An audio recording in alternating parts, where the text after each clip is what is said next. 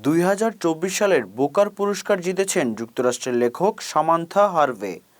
আন্তর্জাতিক মহাকাশ কেন্দ্রে 6 মহাকাশচারীর কাটানো একটি দিনকে বিস্তারিতভাবে ফুটিয়ে তুলে লেখা অরবিটাল বইয়ের জন্য সামান্থাকে এ পুরস্কার দেওয়া হয়। মঙ্গলবার 12 নভেম্বর এ পুরস্কার ঘোষণা করা হয়েছে। অরবিটালে যে 6 মহাকাশচারীর কথা বলা আছে তাদের 2 জন পুরুষ এবং 4 জন নারী। বিচারক প্যানেলের চেয়ারপারসন এডমুন্ড ডেওয়াল বলেছেন, বিচারকদের সর্বসম্মতিক্রমে ব্রিটিশ লেখক হারভেকে বুকার পুরস্কারজয়ী ঘোষণা করা হয়েছে।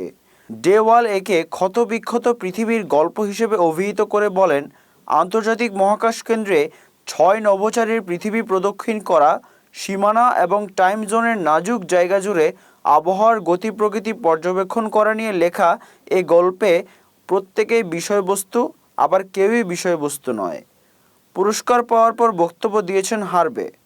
তিনি বলেছেন, যেসব মানুষ পৃথিবীর পক্ষে সরব থাকেন, অন্য মানুষের মর্যাদা, অন্য প্রাণের পক্ষে কথা বলেন এবং যেসব মানুষ শান্তি প্রতিষ্ঠায় সোচ্চার থাকেন ও কাজ করেন, তাদের সবার জন্য তিনি পুরস্কারের 50,000 পাউন্ড অর্থ উৎসর্গ করেছেন।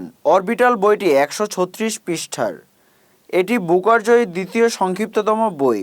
এছাড়া এটি মহাকাশ নিয়ে লেখা প্রথম কোনো বই যেটি বুকার পুরস্কার জিতেছে। চলতি বছর বুকার পুরস্কারের জন্য মনোনীত ব্যক্তিদের সংক্ষিপ্ত তালিকায় হারভে ছাড়া আরও 4 জনের নাম ছিল। এর মধ্যে মার্কিন লেখক রাচেল কুশনার ক্রিয়েশন লেক বইয়ের জন্য এবং কানাডীয় লেখক অ্যান মাইকেলস হেল্ড বইয়ের জন্য ছিলেন। কোভিড-19 মহামারীকালে লকডাউনের সময় অরবিটাল বইটি বেশিরভাগটা লিখেছেন হারভে।